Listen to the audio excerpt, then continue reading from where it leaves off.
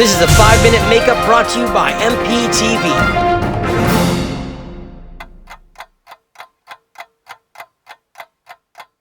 Hello everyone and welcome to MPTV. I'm Nicole. And I'm Sydney. And today we're going to show you the quick 5-minute makeup tutorial.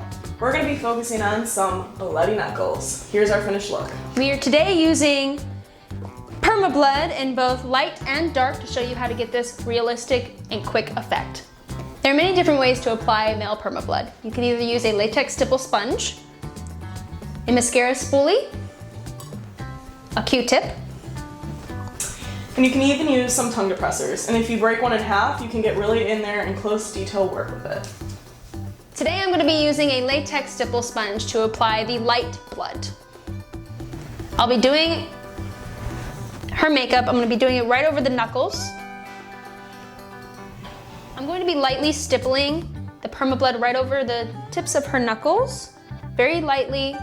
The reason why the sponge is torn is to give it more of a textured look. That's exactly what the look we're going for. Depending on when the injury occurred, if you want a fresh look, you can stick to the light colored blood.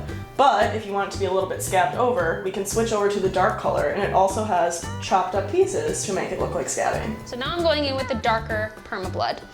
I'm putting it right on her knuckles to add a little bit more depth and dimension. And I'm bringing it down her fingers, almost like scrapes.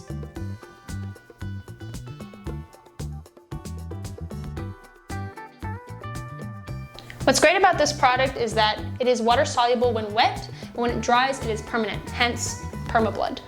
Right now, I am using the mascara spoolie to rough up the PermaBlood to make it look a little bit more like skin coming off of her knuckles. And when you're ready to remove it, we have something for that as well. That is our Mel Products remover. We're going to show you how to do that right now. Now I'm going to be taking a powder puff and the Mel Products remover. Now I am gently massaging the PermaBlood off. We have a clean hand.